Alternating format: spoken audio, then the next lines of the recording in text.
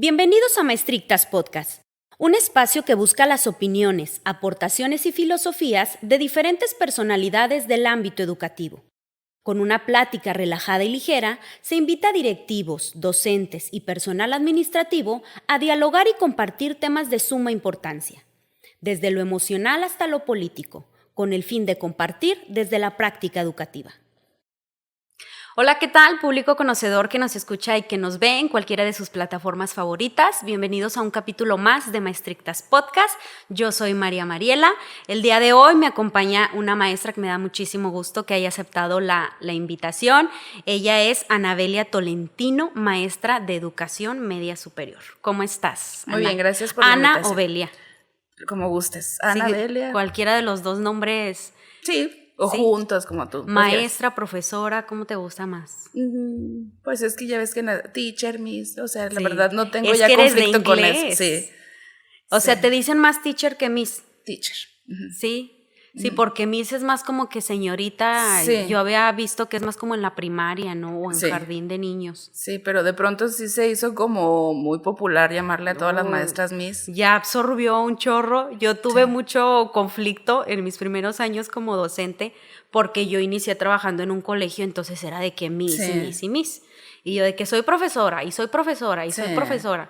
Y ya hubo un momento en que también en la pública me decían miss y dije, ya voy a dejar esta guerra. Exacto, me pasó exactamente lo mismo. Yo voy a aceptarlo. Me pasó exactamente lo mismo. Y actualmente, por ejemplo, es en la escuela los muchachos se dirigen contigo como teacher. Sí, teacher. Teacher Anabelia. ¿Cómo estás, Ana? Muy bien, gracias. ¿Tú? ¿Cómo estás? Bien también, ¿no? Me da mucho gusto que me hayas invitado a He visto por ahí algunos de los podcasts que ya tienes ahí.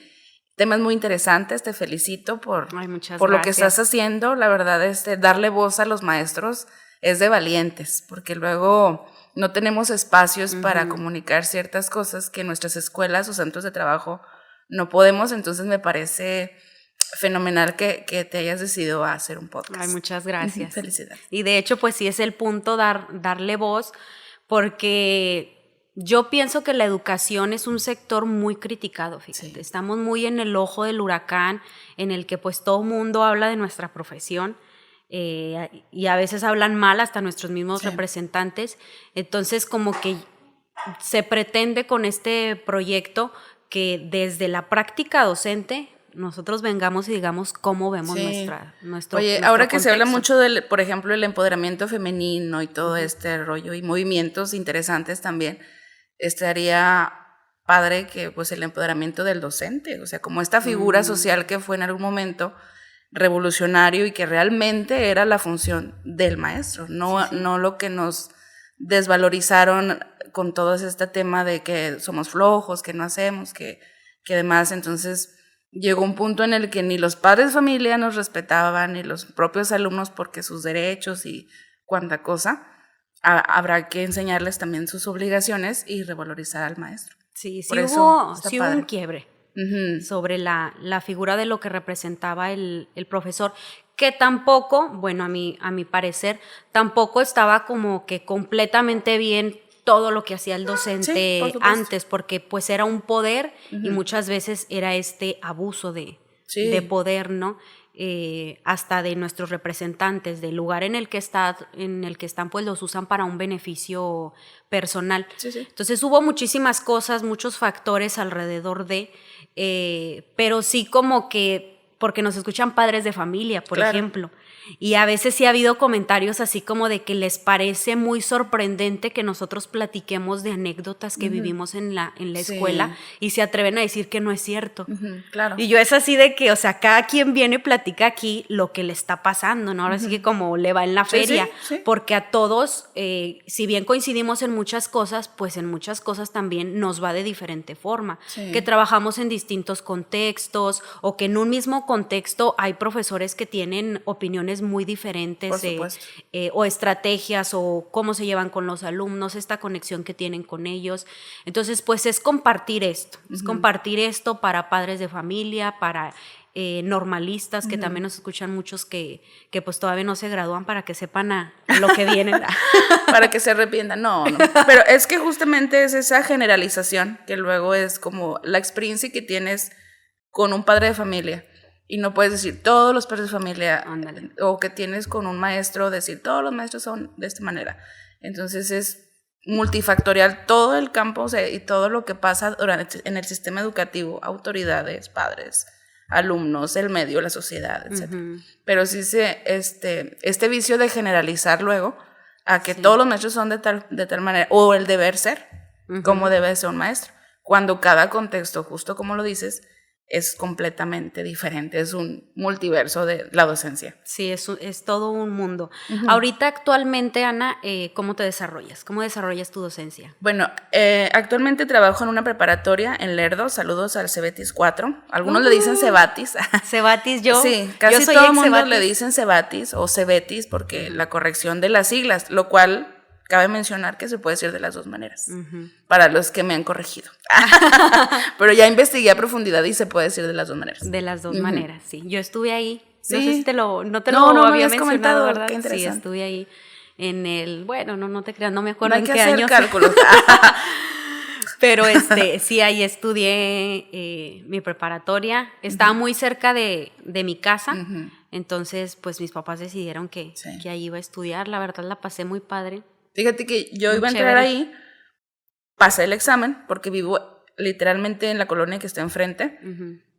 Mis hermanos estuvieron ahí, pero yo, rebelde, siempre, me fui al Cobach, hoy Cobaed, solo por Que rebeldía. está, pues, Sí, en a el una canal. corta distancia también, Solo ¿verdad? porque dije, a mí cero control. O sea, mi personalidad es, no me vas a controlar y yo me voy a donde yo decido. Entonces, Oye, es que, por ejemplo, mis papás decidieron meternos a mi hermano y a mí en el Cebatis porque, pues, supuestamente muy buena preparatoria y no sé qué, pero total que a nosotros nos pasó una situación de que casi cuando yo entré había muchos conflictos administrativos, que el directivo, que el rector, Sí. que hacían huelgas, que no sé si todavía pase. De Entonces, pronto. se suspendían clases. Sí. Yo, por ejemplo, yo estaba en la tarde, era más o menos como de 1, creo que sí era como de 1 de la tarde a 7 de la noche, y yo tenía unas 3 clases en el día, entonces faltaban muchísimo los profesores, y la verdad que ya luego me relajé y fue una etapa como que más de cotorrear. Sí. Fíjate, justo hasta eso, en la historia de esta escuela, las huelgas. Nosotros ahorita estamos en una huelga, pero trabajando. Nuestras huelgas, hasta eso cambió. ¿Cómo son las huelgas ahorita? Ahorita estamos trabajando, se llama trabajando bajo protesta. O sea, estamos con peticiones de basificación de movimientos de los maestros porque no se han respetado los derechos. En lo particular, por ejemplo, 10 años para mi basificación. Estuve 2 años sin sueldo. Yo gané la plaza ahí porque fui primer lugar a nivel zona, región Laguna del estado de Durango por el examen de oposición. Entonces era tipo, pasas el examen y se supone que tenía derecho a una plaza, pero te van poniendo, no, es que ahora sigue el examen de diagnóstico, ahora el examen de permanencia. Y así. Y no te basificaban. Y no me basificaban y transcurrieron 10 años para lograr mi basificación, por ejemplo, ahí. Tú entras ahí, por ejemplo, pero todavía, o sea, entras como interina. Entro con un interinato y luego se dio la oportunidad, históricamente la media superior no entraba con los exámenes de oposición. En el año que lanza la convocatoria, claro que iba a participar y me quedé. ¿En qué año fue? Pues hace 10 años, 2014 más o menos. 2014. O sea, lanzan el examen, sí. Tú ya estabas ahí trabajando. Yo ya tenía un interinato. ¿Por qué dices que trabajaste 2 años sin sueldo? Porque en el proceso de idoneidad que se da cuando te dan, era la primera vez que se daba en media superior, no tenían como que conocimientos, y el Cebatis pertenece a un subsistema de la DGETI, entonces tenían mucho conflicto en no saber qué hacer las cosas, cómo se manejaban, entonces te daban como que un contrato de 6 meses, de 1 año, no, era la primera generación, conmigo fui el conejillo de Indias, entonces no se establecían los procesos y no había esta coordinación entre los subsistemas, entonces era pues a lo mejor para que saltara, ¿no? De que pues no tiene sueldo. Pero entonces a ustedes, ¿quién les entrega quién les da su nombramiento de que ya es pues una es que eso no se basificación? sabía todavía, pero es la federación. Pero entre la Secretaría de Educación Pública pues decía, le correspondía a DGETI a ellos y se triangulaba, pues había un conflicto ahí de obviamente de intereses, incluso con la parte de los maestros que también tenían sus pues intereses porque las plazas eran heredadas, sí. Entonces no había esta apertura de que pues obviamente eras el que les venías a quitar o era por antigüedad también, claro. ¿No? Sí, de que si ya estabas tú aquí, aunque manden a una nueva. Tenían, mira, esto del examen pues obviamente vino a remover muchas situaciones que ellos se manejaban como mejor les pareciera. Benefició a algunos, perjudicó a otros y a otros pues les dio igual. Pero sí, pues fueron 10 años de constante lucha.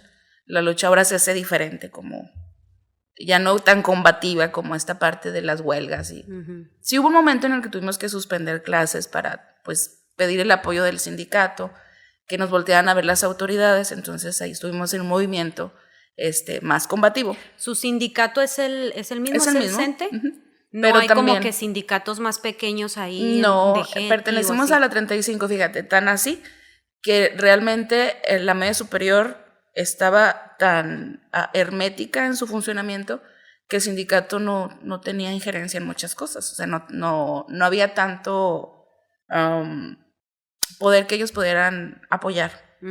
Entonces no estaban inmersos pues en la situación. Entonces las luchas que ustedes hacen cuando entran en huelga es de GETI, es el Cebatis, la CEP, y otros pequeños subsistemas como de Jeta, y otras muchas más que la verdad no recuerdo los nombres. O sea, son los que se ponen de todo lo que es media superior. Pero se hizo un movimiento nacional, llegamos al Congreso, se nos escuchó, o sea, ya no esta parte como antes de que, bueno, a mí me tocó vivir confrontación en otros medios, por ejemplo, en secundaria, donde si los machos se les golpeaba, entonces, ir al Zócalo y tener esta parte agresiva, los granaderos y todo eso también. ¿A poco sí? ¿Sí te tocó todo? Pues sí, porque siempre, o sea, mi vida entera ha estado en la cuestión de la educación. Mis padres fueron maestros. Mi papá siempre, no sindicalista, era de la coordinadora, que es como Entonces, pues andaba yo ahí, desde, fíjate, fuera Longitud Barrios, recuerdo mucho las protestas, tomar escuelas, o sea, muy combativo. Mi papá fue una persona muy, muy confrontativa, o sea, por los derechos de los maestros. ¿Y tu mamá también es? Sí, mi mamá estaba ahí en el medio. Nada más que ella me enseñó la parte de las cosas se pueden pelear de otra manera. Oh, o sea que entonces tengo el equilibrio. Sí. Cuando hay que pelear, peleamos. Cuando hay que hacerlo por otros medios, se hace. Dices que para tu basificación pasaron 10 años. Sí. O sea que hace poco te basificaron. Sí. Sí, el año pasado. Después de 10 años. Pero fue una carrera de resistencia. Porque ya me había pasado una situación en secundaria, por allá del año 2011, obtuve el primer lugar a nivel estado también para un examen de oposición. Renuncié a mis otros trabajos porque pues en el proceso de adscripción te piden tiempo y tal. Entonces a la mera hora me dijeron no, porque su plaza ya fue ocupada. Y obviamente pues secundaria, me estás hablando de secundaria. Hice una denuncia en los medios, pública, y entonces peleé de frente y pues obviamente esto no les gusta luego a las autoridades, ¿no? ¿Y qué respuesta obtuviste? Pues ninguna, o sea, se lavan las manos, es un monstruo de 1000 cabezas el sistema. Cambian fácilmente a los encargados de los que están enfrente. Sí, pero y ya se deslindan de responsabilidades administrativas. Pero sí fui a medios, o sea, fui al periódico, a la televisión, a la prensa, a nivel nacional. Aquí en La Laguna, pues obviamente la prensa estaba más como cerrada en el tema, pero en Ciudad de México tuve algunas entrevistas también del fraude que era este proceso de selección. No logré nada, pero hice muy buenos amigos, tuve mucha experiencia de saber que se pelea de otra manera. A mí me pasó algo pues un poquito parecido, que fue de que yo salí en el lugar número 20 de la lista de prelación en el 2016 y me ofrecen, pues te ofrecían bien poquitas vacantes, ¿verdad? Y era de sí o sí, si no sales de la lista. Y total que decidí irme a la sierra y me fui a Tamazula. Allá estuve 2 ciclos escolares. Entonces, cuando se terminan estos 2 ciclos escolares, se supone que yo ya tenía derecho a un cambio, pero era un cambio automático que te daba el mismo sistema. Entonces, a mí me hablan por teléfono porque pues yo estaba muy lejos, no era de que la SEP no te mandaba a hablar, Entonces, era de que por teléfono te decían la información. Entonces me hablaron por teléfono y me dijeron, no, pues es que vas a tener tu cambio a la ciudad de Durango, a la capital. Entonces yo dije, pues qué padre. Nunca he tenido tiempo completo como base, entonces pues en ese tiempo tenía creo que 24 horas. Dije, qué padre, porque pues es en la ciudad y puedo conseguir en colegios. Y cuando llegué, ya con toda la emoción del mundo, no, es a otro pueblo. Y yo, ¿cómo que es otro pueblo? O sea, y si yo aceptaba ese cambio, tenían que pasar dos años para que yo presentara una solicitud a ver si me podían cambiar. Sí. Entonces, no, es que tú ya aceptaste, sí, pero es que, o sea, a mí me dijeron por teléfono, ¿sabes? Sí, es que entonces, sus convocatorias justamente dejan estas lagunas en las que ellos pueden modificar a su antojo. Después participé en el estado de Coahuila para un examen y otra vez primer lugar. Bueno, esta vez fue segundo, creo, la verdad ya ni me acuerdo. Son cosas que prefiero olvidar, pero ahorita me estaba acordando. Y me dan 9 horas. Pero es cuenta, 3 horas en Chávez, 3 horas en San Pedro y 3 horas en Torreón.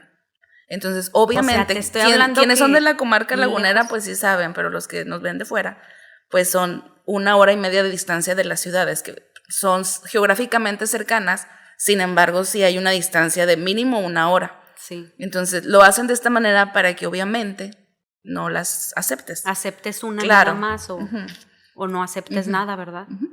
Oye, ¿a ti no te pasó? Es muy famoso, bueno, porque donde yo estudié ahí en la normal, donde estudiamos tú también ahí, pues hay muchas personas de Torreón, ¿verdad? Sí. Y pues muchos cuando terminan van a presentar a Coahuila. Como somos de la comarca lagunera, tenemos esta facilidad de poder presentar el examen en los 2 estados. Entonces, yo también he trabajado en Coahuila, pero ese año hubo un examen de oposición y hubo la entrega, que fue pues como que una entrega simbólica, porque hacen como que todo, preparan todo para que vengan los medios y no sé qué. Total que al día siguiente empezaban ya las entregas reales. Y había, por ejemplo, de español, me comparte una compañera, había de español como unos 40 lugares y todos pues muy buenas horas. En secundaria pues nos manejamos por horas, muy buenas horas y se va la luz. Ah, sí. No te la sepas. Por supuesto. Se va la luz y quedan nada más como 10 lugares. Por supuesto. O sea, un chorro de lugares desaparecieron. Sí, es un fraude completamente. Entonces, obviamente hubo ahí como quejas, protestas, porque pues tú ya decías, casi siempre cuando eran las entregas, por ejemplo, yo decía, bueno, soy el número 3, entonces tengo que escoger 3 de las que queden ahí. Por supuesto. Sí, porque pues falta el primer lugar, falta el segundo lugar, a ver cuál sería mi tercera opción. Entonces los primeros lugares ya tenían sus horas ahí, yo voy a escoger esta y ya ves que ahí entre todos empezamos a platicar, se va la luz y desaparecen muchísimos lugares. Sí. Entonces pues ahí nunca se supo qué pasó, ¿verdad? Si fue en realidad tantos errores de dedo. Oye, o queriendo pensar bien, ¿no? Es imposible pensarlo de esa manera. En comunicación con otros maestros te das cuenta de que toda esta simulación y todo este fraude obviamente se siguen manejando intereses y descaradamente le entregan tu plaza a otra persona que la conoces y dices, por Dios, o sea, ni presentaste examen. Entonces todo eso se denunció en algún momento sin resultados porque obviamente es un sistema todavía corrupto en el que se lucha día a día por limpiarlo. Entonces pues desde tu trinchera lo que tú puedes hacer, como lo puedes hacer. Entonces dije, nos quejamos de algo pero no denunciamos. Entonces sí fui combativa en ese aspecto de enfrentarme a las autoridades. Tuve amenazas, obviamente. No, fue una guerra impresionante de llorar, me enfermé, o sea, pero mi familia siempre me apoyó. Es que imagínate celebrar porque te dan tu plaza, porque lo lograste por tus medios, porque pude tener la opción de heredar la plaza de alguno de mis papás, pero yo decidí pues por mis medios pasar por todo el proceso porque dije, claro, soy joven, todo es perfecto y todo está en armonía y soy va a ser justo. Claro, y nada es justo. Te dices, bueno, también es crecimiento personal. Sí. Que dices esto, pero bueno. Sí, fíjate que yo, por ejemplo, lo presenté, antes examen de oposición, hoy examen de ingreso, algunas 6, 7 veces. En todas quedé en algún lugar. Yo creo que el lugar más atrás que quedé fue en el lugar 20. y en todas me ofrecieron algo. Ujú. Pero lo que sucede en pandemia es que ya eran a distancia. Y yo ya luego sí preferí ir a las asignaciones, bueno, asistir a las asignaciones vía virtual, porque la verdad, así como tú dices, o sea, esa celebración, esa emoción, esa nostalgia, ese llanto de cuando recibes tu plaza, la verdad removía un chorro. Sí, sí, claro. O sea, yo estaba con profesores ahí, por ejemplo, que celebraban su plaza, pues porque son base, o sea, Sí, sí. celebraban su Es plaza. el sueño, Deadpool. O sea, gritando, Sí. llorando, Sí. porque yo le decía a mi mamá, es que, por ejemplo, pues no quiero hacer menos los que tenemos poquitas horas, ¿verdad? Pero recibir una plaza de tiempo completo sí pasa a cambiarte la vida. Por supuesto. Pasa a cambiarte la vida, porque yo le decía a mi mamá, a lo mejor ustedes no tienen necesidad de un ISSSTE, por ejemplo, pero hay profesores que tienen a sus papás enfermos, Claro. que el poder darles a sus papás el ISSSTE, oye, es algo muy grande, Sí, sí. porque a lo mejor traen enfermedades, ya son gastos que los rebasan. Entonces compartía yo ahí anécdotas con profesores de que decían, es que esto no nada más me viene a beneficiar a mí, Sí. viene a beneficiar a 5 Claro. personas más es que de es mi toda familia. una familia. Y sobre todo eso de que por tus propios medios, porque aparte de todo, esos exámenes están diseñados para reprobar gente. O sea, la verdad, en los análisis que he podido hacer, sí es complicado esos exámenes. O sea, pensar cómo está pensando la persona que los elaboró. Porque no es memorización, no es esto. No son datos que te puedas aprender y memorizar y demás, sino te plantean situaciones en las que tienes que hacer una intervención o dar un seguimiento y demás, y sustentar aparte con alguno de nuestros pedagogos bases. Lo que yo sí veía es que no están diseñados para alguien de nuevo ingreso. Ah, no, por supuesto, no. O Porque sea, hablan de la experiencia. Sí, es más que todo la experiencia de la resolución de conflictos. Porque yo, por ejemplo, mis 2 primeros años que egresé, que fue el 2014 y el 2015, no lo pasé. Entonces yo decía, ¿por qué no lo pasé? Pues si no se me había hecho a mí complicado. Yo me tardo en los exámenes y nos daban 3 horas, yo me tardaba 2 horas 59 minutos, porque las pensaba, las analizaba, pero aún así no se me hacía complicado. Sí. Y yo decía, ¿por qué no los paso?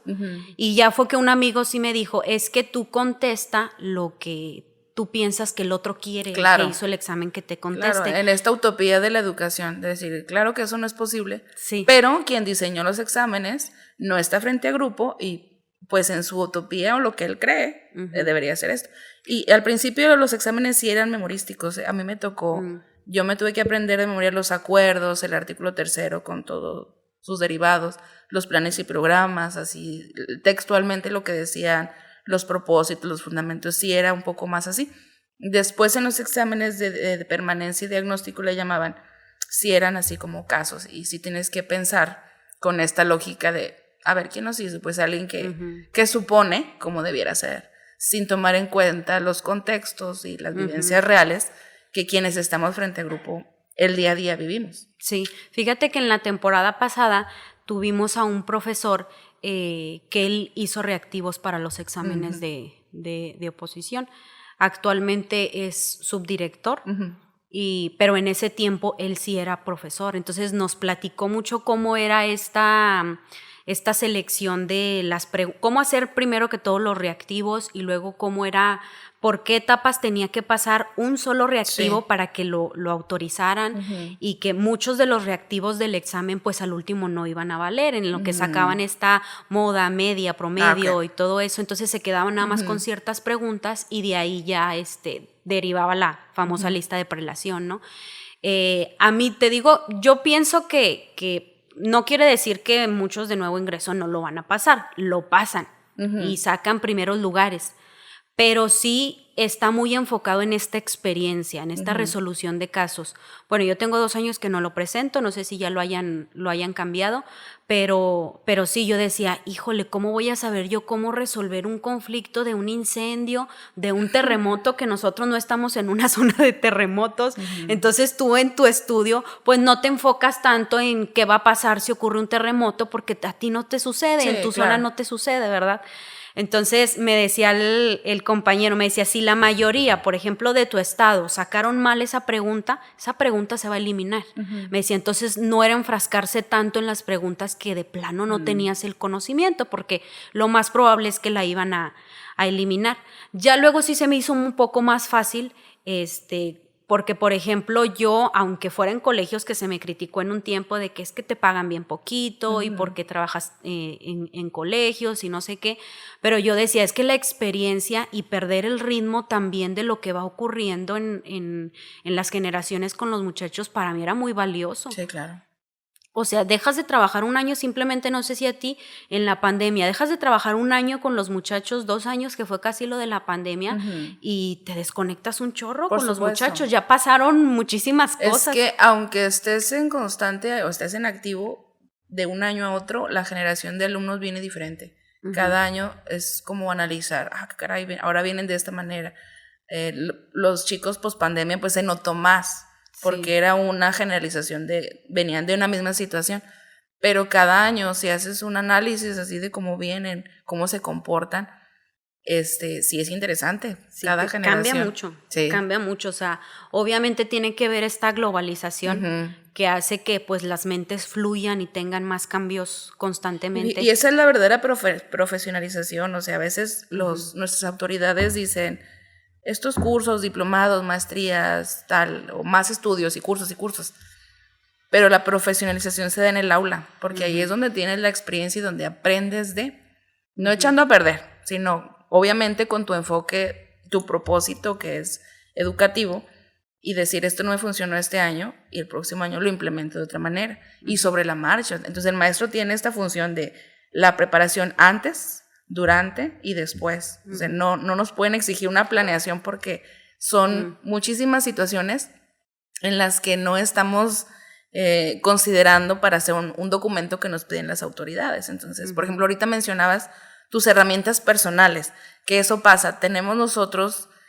nuestro estilo y forma de planear algo, y llega alguien que está en el escritorio y nos dice, este es el formato, cuando a lo mejor tú lo haces en post-it, si quieres, o sea, de cómo vas a conducir tu clase. Y es válido. Cuando lo que tú dices, ese alguien que puede ser un supervisor, por ejemplo, tiene años que no está frente a grupo. O sea, y piensa que con el conocimiento de que estuvo frente a grupo hace 10, 15 años, sigue siendo el mismo, cuando no es así. Sí nos decía un profesor, por ejemplo, que esto de la planeación no podía existir. Exacto.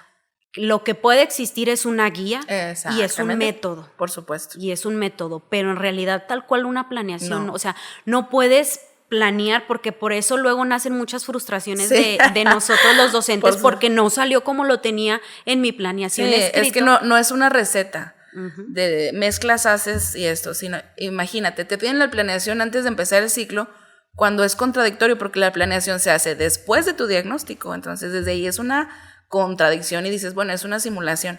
Pero sí hay compañeros que son, yo les llamo maestros godines, que son estos administrativos que quieren todo en orden, y realmente porque les gusta esa parte también de hacer las cosas y planear. Es más con su personalidad. Sí, claro, tiene que ver todo con la personalidad. En algún momento lo fui también, de planear, y con Rodolfo Silva, saludos, nos pedía una planeación por minuto. No, cállate. Del minuto 1 al 5 llego, saludo. Sí. Del minuto 5 al 10 es mi... O sea, unos robots. Por supuesto que es imposible.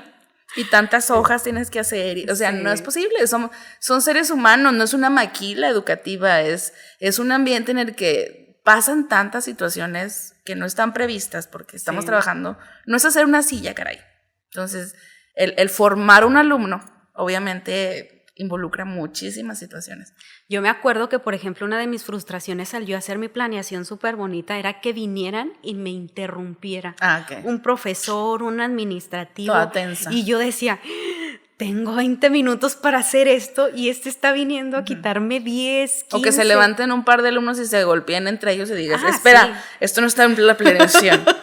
O sea. Sí, y por ejemplo, yo ahorita tengo yo hago más guía, o sea, si viene el supervisor y me dice, es que en tu planeación dice esto, han pasado múltiples cosas que han hecho que no ocurra de esa manera. Yo tengo más bien una guía para frustrarme menos y para dejar que las cosas fluyan. Sí. También es que la experiencia te va haciendo minimizar esa carga administrativa, esa tensión de que te están fiscalizando, porque a veces se supone que estos directivos y supervisores no son ejes encargados de revisarte y fiscalizarte, sino de asesorarte en lo que estás haciendo mal o mejorar tu práctica.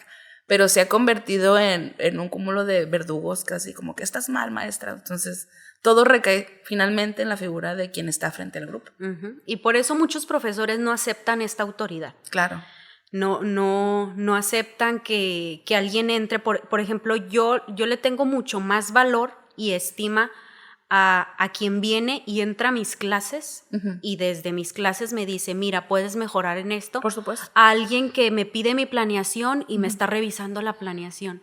Oye, para empezar así ni salió. Sí. ¿Sabes? O sea, te estoy entregando esto administrativo porque tú me lo pediste, pero así no fue. Pero en cambio, si tú estás conmigo en el aula y ves cómo resuelvo yo conflictos, por ejemplo, hasta desde no traer una tarea, que si la mayoría no te trajo tarea es un conflicto grande, ¿cómo le vas a hacer? Bueno. Hasta un pleito ya entre los navajazos alumnos. Y eso. O sea, navajazos y de todo. O sea, si tú estás conmigo ahí y me apoyas después o puedes hasta intervenir, yo no me molesto si intervienen y si me observan, lo valoro mucho más que esta parte administrativa en la que caemos, precisamente tú lo dijiste, en una simulación. Sí. Ahora, ¿qué pasa cuando tienes una planeación efectiva y la haces y con todos estos requerimientos que nos solicitan y luego llegas a un contexto donde tus alumnos no tienen ni un lápiz? Porque sí pasa. Sí, o no trajeron el cuaderno, o tienen hambre y se te desmayan.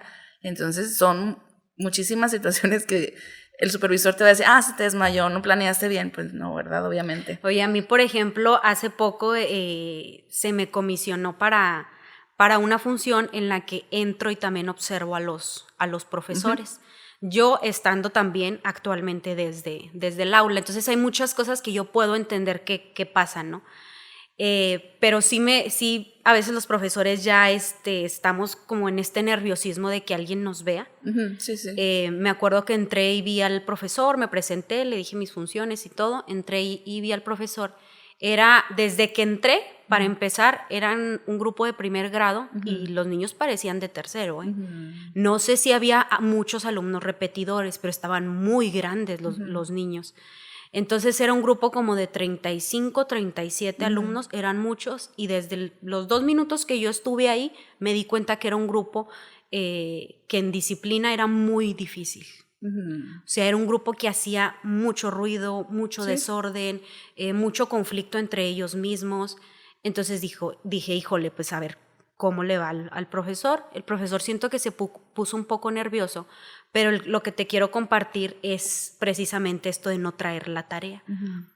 Creo que de los 35, ponle que trajeron la tarea unos 5 alumnos.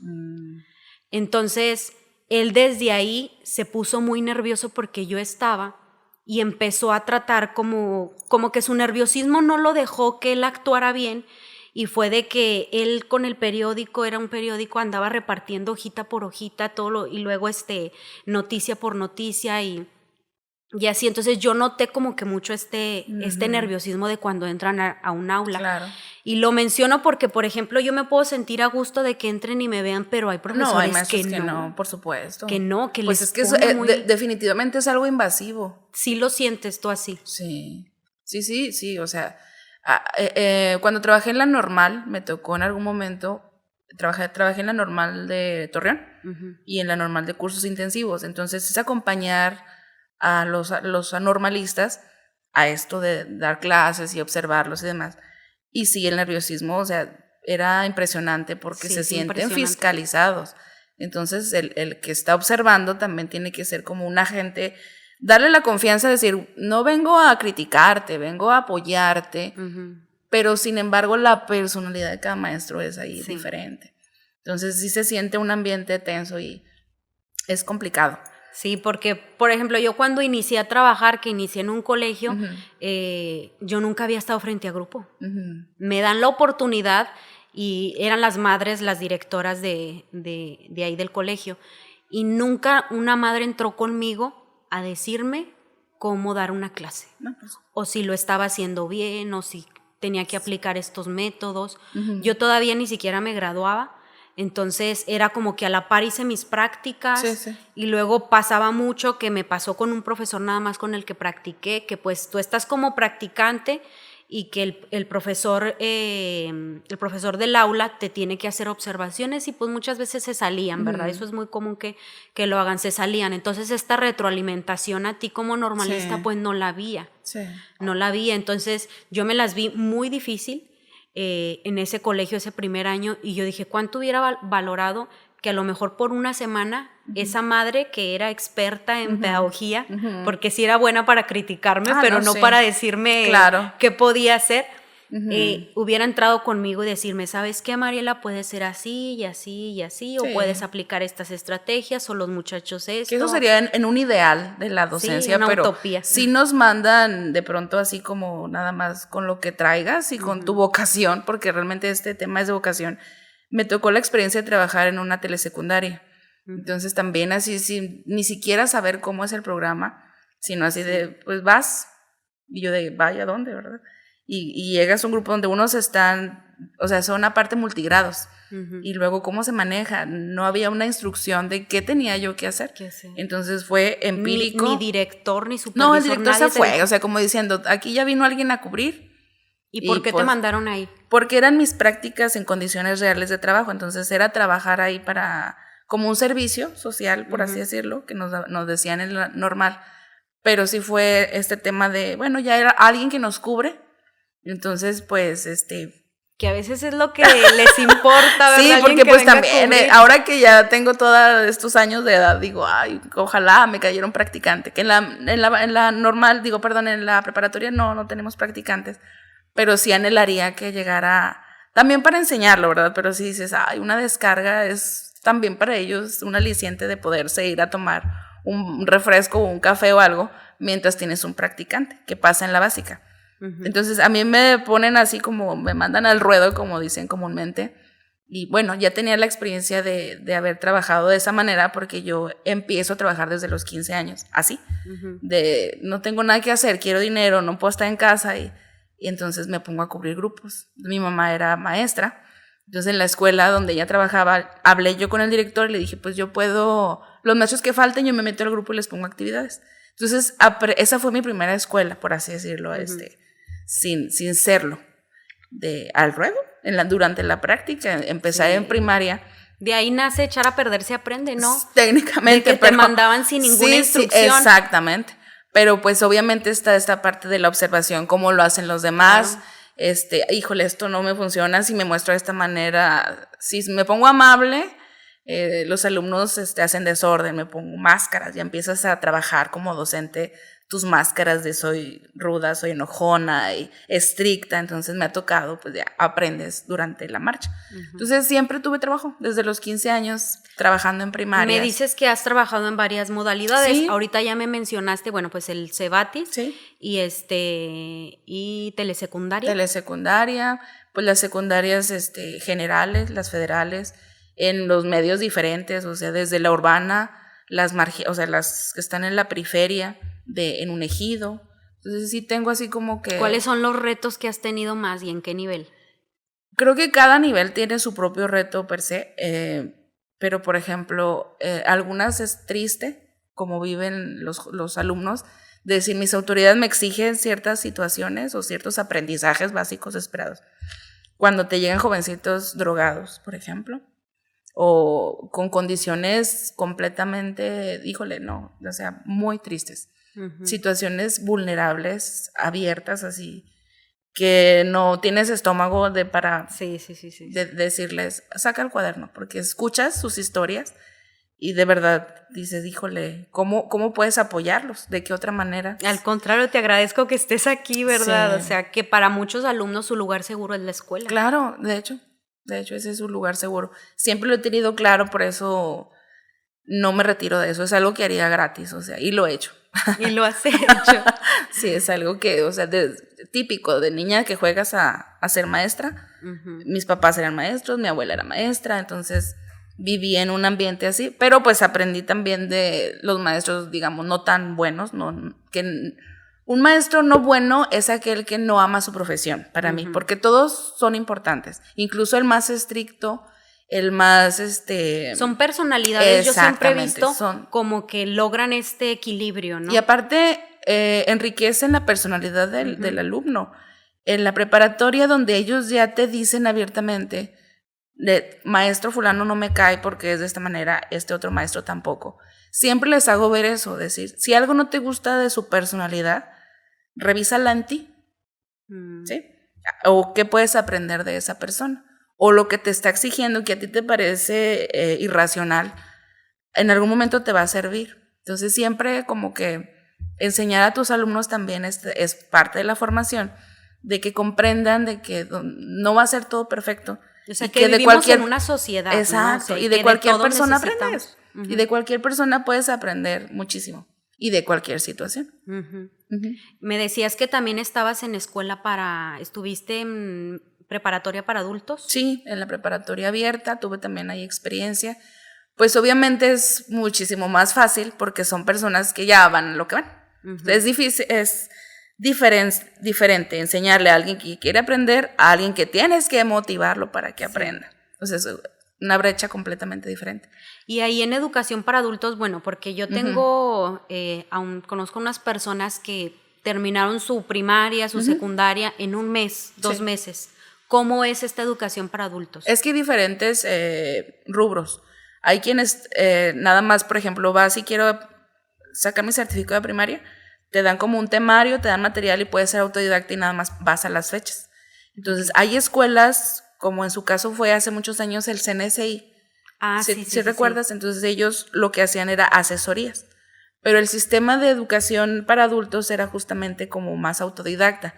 Entonces, estos pequeños negocios que se abrieron asumían el papel de asesores para que nos tuvieran una guía, pero era algo que podía hacer cada quien por su cuenta. Entonces, así se puede hacer la educación para adultos, o se puede hacer regular de asistir todo un ciclo escolar. También, hoy por hoy hay en línea, incluso esto, antes que te daban el libro en físico, ahora es en línea. En el Cebetis teníamos un programa que se llamaba Autoplaneada.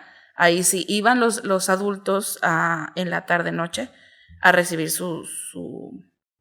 pues sí, la instrucción de lo que iban a hacer para esto, durante un periodo de 6 meses y luego ya se presentaban exámenes y así. O sea, lo que ves en un semestre lo veías en un mes. Ajá. O sea, cada vez más reducido, pero como ver temarios. Y es que pues está ligado a esta educación para la vida, ¿verdad? Claro. Por eso a veces se les dejaba que fueran autodidactas, porque hay muchas cosas que ya vivieron, que ya vieron, que ya saben cómo resolver, entonces pues con un temario nada más era como que repasar y pues ya obtenías el Es como por ejemplo ahorita que se está implementando las DC3, que son estas personas que empíricamente aprendieron un oficio y lo quieren regular mediante un documento que valide, un certificado. Exactamente, el papel que valide lo que ellos ya saben. Ay, fíjate qué padre, no sabía. Sí, por ejemplo, un carpintero puede presentar ese examen, validar lo que él ya sabe, que aprendió por su cuenta o que le enseñaron, y lo valida con un documento que diga y que es un maestro carpintero, por ejemplo. Ay, qué padrísimo. Sí, eso lo aprendí en el ICATEC, también trabajé ahí un tiempo. Entonces, también es un mundo diferente, porque ahí la gente va porque quiere aprender. Entonces, captas desde entrada, la exigencia es de que ellos vienen a aprender. No como en el subsistema, acá en secundaria, prepa, de que tienes que empezar. Primero, la motivación nace de que el maestro esté motivado. Entonces, para que puedas motivar al alumno a que él pueda ser receptivo a algo que tú le vayas a decir. Oye, hasta nosotros en la normal. Yo me acuerdo que cuando yo entré a la normal, ya lo había mencionado, pues no hallaba como que estudiar. Y mi papá me dio como opción meterme a la normal, entonces pues ya entré. En el transcurso es cuando le voy agarrando, más bien ya en las prácticas, ya cuando empezamos a practicar ya le empecé a agarrar amor a la profesión, pero sí se me empezó a hacer como muy difícil. Ya luego pues toda una historia, ¿verdad? Pero lo que te quiero comentar es de que, por ejemplo, ahí en el grupo, en la normal, éramos yo creo como unos 20 y tantos, y había compañeros que ya eran de edad ya más grande, sí. que no eran recién egresados de la prepa. Entonces yo sentía que ellos ya iban con otra visión. Claro. Nosotros todavía era más como que cotorrear, Claro. que a dónde fuiste el fin de semana, Sí. nuestras platiquitas, qué hacemos en la por noche, supuesto. como íbamos los sábados, no, Sí. pues nos vamos a comer a tal lado. O sea, esta parte social Sí. le dábamos mucha importancia. Y las personas que ya estaban más grandes, que ya tenían familia, ellos a lo que iban. Sí. Y si nos pedían ir un tiempo extra, para ellos era un tiempo que se Sí. iban a sacar, sabrá Dios de Sí. dónde. Y pues nosotros no, Ujú. era de que nuestra obligación Sí. era estudiar, no, muchos no trabajábamos. Entonces yo sí veía las diferentes Claro. formas. Ya cuando me andaba graduando, yo dije, híjole, cómo estas personas venían totalmente dedicadas al aprendizaje. Ahora, por ejemplo, en secundaria, en prepa, Sí, pues sus que ya intereses es como son- la educación obligatoria. Sí. O sea, la Pero misma palabra. van a todo menos a estudiar, a menos de que les interese realmente. Fíjate, una de mis experiencias más enriquecedoras en cuanto a formación, justo lo que mencionas de la escuela normal, pues yo estudié en la normal de cursos regulares.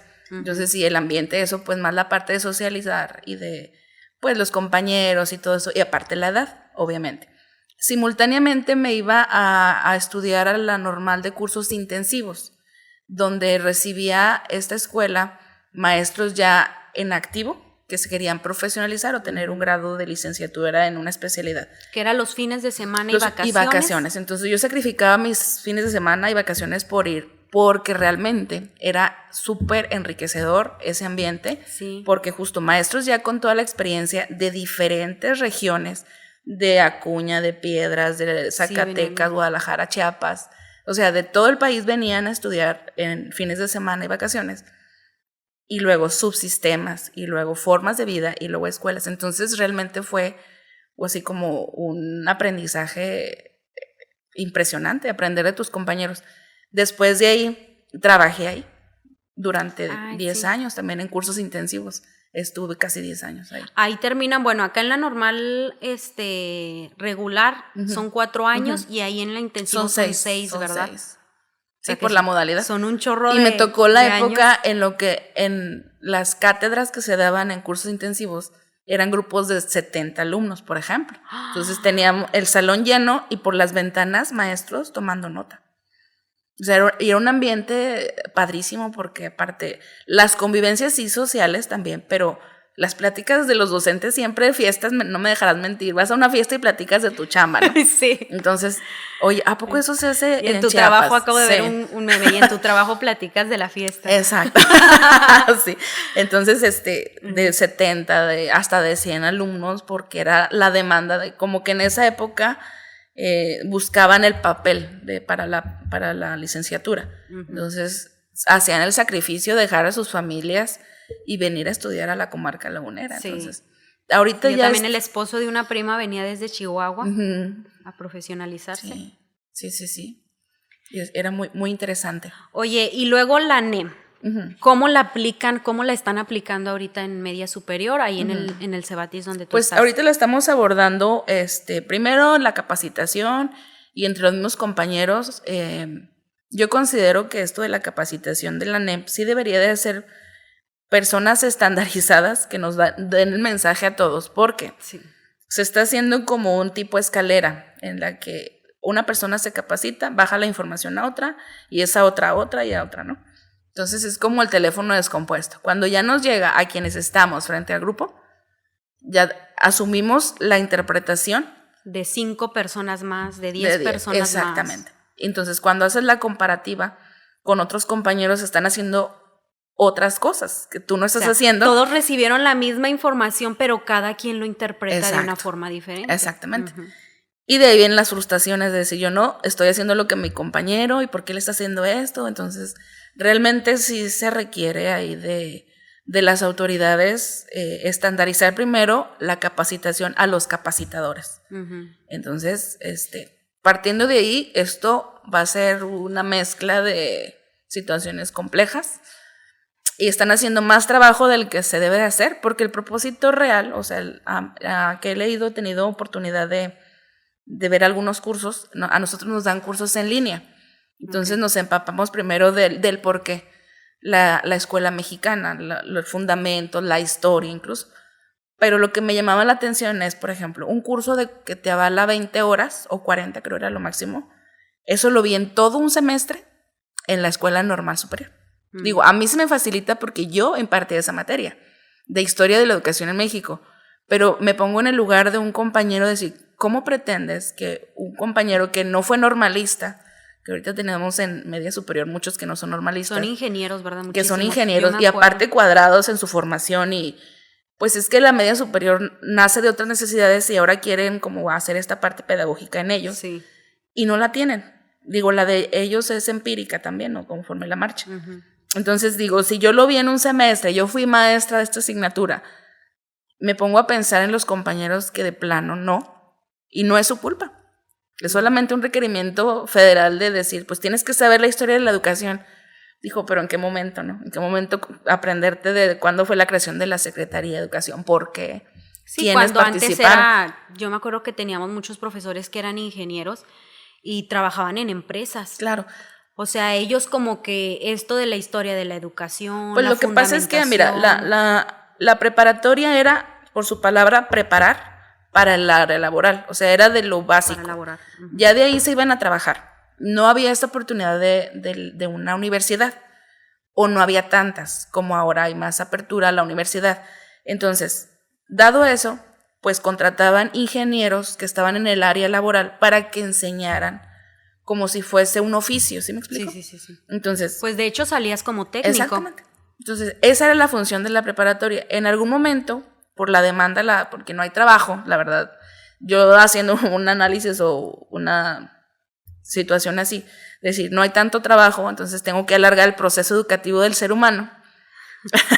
Entonces, si te fijas, nuestro comportamiento de preparatoria no es el mismo que fue hace muchos años.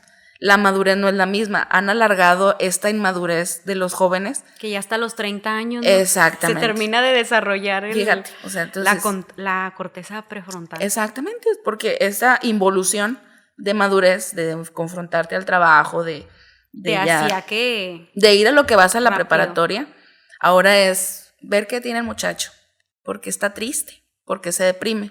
Cosas válidas, porque la misma sociedad ahorita nos está arrojando jovencitos muy ensimismados que no tienen contacto con otros. Es un fenómeno ya nacional o internacional, por así decirlo, o no sé, de la evolución, en el que que se está considerando por primera vez sus emociones. Entonces, ¿cómo tú le dices a un maestro que tiene que hablar de emociones si el mismo maestro no ha revisado las propias? Y no somos psicólogos, es como el discurso de estos compañeros de decir, no somos psicólogos, no somos pedagogos, o sea, yo sé armar una máquina porque soy el maestro de mecánica. O sea, yo como por qué tendría que saber si tiene un signo de depresión o si tiene ansiedad, o sea, a mí como que... O yo qué voy a hacer, diría el profesor, ¿verdad? Eso y hay renuencia. No me corresponde a mí. Y por supuesto que hay renuencia y es este conflicto entre los normalistas que a lo mejor nos enseñan así un poquito de pedagogía, de psicología del alumno, con estos maestros que obviamente, y están en su derecho. De ahí que yo digo, si nosotros como maestros revisamos los estilos de aprendizaje, ¿por qué no se toman en cuenta los estilos de enseñanza? Sería interesante. Y se respetan. Y debería. O sea, pero, no que nos quieren como que encasillar de que así pues debe que imagínate ser. Un maestro estoico así todo serio y lo pongas así que haga una cancioncita, o sea, como no está dentro de su personalidad ni sus herramientas personales. Entonces, la verdad sí comprendo mucho a mis compañeros de decir, híjole, yo con las herramientas que tengo, porque afortunadamente pues eso es mi vida y desde los 15 años conozco todo tipo de maestros y aún así se me escapan situaciones. Yo la verdad sí tengo esta empatía con mis compañeros de sus enojos y aparte porque son personas muy responsables que quieren hacerlo, pero no tienen las herramientas y los cursos que les dan la verdad no abarcan, no sí es complicado para ellos. Oye, pues se nos va el tiempo, podemos aquí extender muchísimo la plática, pero es muy interesante todo lo que nos comentas que tú ves con tus compañeros y que manejas también esta parte empática con ellos, ¿no? O sea, de también entenderlos, de que pues vienen de profesiones, de ser técnicos y de repente que pase a Son ser ya generación. como esa educación básica, Sí. que fuera del aire me comentabas que ya Sí. media superior ya va a ser como básica, Sí, sí. de que el reporte, Sí. no sé en calificaciones cómo se manejen, o sea, es por números. Sí, son números. Son todavía. números. Sí, pero por ejemplo nos piden muchas actitudes que a veces no son numéricas. Claro que ellos no saben de instrumentos de evaluación. De valoración cuantitativa y cualitativa que se pueden numerar al final de cuentas. Pero trato de apoyarlos en lo que ellos me permiten también, porque hay maestros que no son enseñables, hay otros maestros, compañeros que sí se acercan y me dicen cómo puedo hacerle o tengo esa situación. Entonces sí he estado abierta a lo que ellos me permitan, porque también hay quienes no, y tampoco soy quien para decirles, puedes hacer esto y esto. O sea, sí, ándale, o sea, como que no lo sientan invasivo, claro, como lo decíamos. Es como ¿verdad? un consejo, o sea, no ando por la vida regalando consejos, pero quienes, si algo les puede servir, sean abiertos claro, a recibirlo. Hay quienes sean enseñables, porque ese es mi lema, yo soy muy enseñable, yo siempre digo, no sé nada, ¿qué me vas a enseñar? Porque puedes aprender hasta de tus alumnos, claro que aprendes de ellos, de situaciones y de todo. Entonces, hasta de ese profesor bien cuadrado. No, claro, porque pues aprender. Del maestro cuadrado aprendes la disciplina, aprendes la constancia, aprendes a no ser tan, bueno, por ejemplo, hay maestros que dicen, yo he venido a trabajar con 40 grados de temperatura, lo cual a mí en lo personal, me parece que es mucho sufrimiento. Sí, es un mártir, o sea, pero lo hice, pasé por ahí. Oye, los famosos directores de yo no desayuno porque hay muchas cosas que hacer y veo a los profes que están desayunando en el aula y yo, o sea, pues usted. Pues eso es irresponsable, o sea, eso considero que están atentando con su vida, pero es respetable, digo, bueno, tú eres así, yo soy de otra manera. Entonces sí, la experiencia de todos estos años, ya 26 años en el medio, 26 años. Entonces me ha hecho como que ver lo importante, y lo importante son los muchachos, lo que tú puedas aportarle a tus alumnos, porque van a venir reformas y 1000 reformas y las vas a querer intentar entender y aprenderte, y luego ya cuando lo logras viene otra, viene otra reforma y siempre va a ser tu culpa. O sea, entonces yo siempre vas a ser el responsable. Claro, tengo muy en claro de a quién trabajo. Mis principales personas por las que yo estoy ahí son los alumnos. Entonces, si el director me dice que no está haciendo bien las cosas, ok, usted opina eso, mis resultados son otros, porque yo estoy frente a la batalla. A ti, como Anabelia Tolentino, ¿qué es lo que te inspira en la educación? Me inspira pues la sociedad en general, o sea, yo veo una brecha gigantesca, o sea, es un desfase entre la forma de la escuela, de siglos, o sea, la escuela como institución, siglo XVIII, la formación de los docentes, siglo XIX, los padres de familia, siglo XX, y tienes alumnos del siglo XXI, o sea, es una brecha de generaciones, pero de siglos. Entonces, combina siglos durante un sistema que quieren que siga funcionando. A mí me motiva mucho el espectro de estar analizando como las generaciones y que puedo aportar a la humanidad y observar y aprender y con múltiples errores. Entonces como que trato, todo lo que yo hago siempre va a ser en función de mi vocación. Te platicaba de lo que es el teatro, de canto, de vocalización, la cultura, pero todo lo aterrizo a mi aula. Entonces, a tu aula. Los alumnos, tú los ves, por ejemplo, pasan las generaciones, los ves el cambio tan grande de una generación a otra. Claro, sí. Sí, ¿cómo crees que lo proyectan más? Porque muchas veces como profesores les echamos como que mucho la responsabilidad de que la tecnología y la tecnología tú la ves que en realidad es tan mala. Es que es otra, mira, ellos ya viven en una época en la que socializan a través de un aparato. Sí, entonces, ahorita estamos platicando. En lugar de irnos a un café a Martins, estamos platicando a través de un medio. Exactamente. Entonces todo cambia y todo evoluciona. Y a mí la adolescencia se me hace un fenómeno de verdad enriquecedor, porque aprendes de ti. Porque es la etapa más bonita del ser humano en la que todo te cuestionas. Entonces a mí, aunque digan los adolescentes son difíciles, realmente es tu oportunidad de adulto de sanar, no tu niño interior, tu adolescente. Tu adolescente que hace 5 años lo dejaste atrás. Exacto, 5 años. Sí, entonces esto famoso de las heridas de la infancia y todo, o sea, son una oportunidad también enriquecedora, pero en el adolescente es lo máximo como ser humano, porque todo analizas, todo cuestionas, es donde se va a desarrollar la personalidad de una persona funcional o no dentro de la sociedad. Entonces a mí tener eso en mente, decir, lo que yo haga como maestra va a impactar a una persona y esa persona a una familia y esa familia a toda una sociedad, para mí es algo así como, wow, soy un superhéroe. Sí.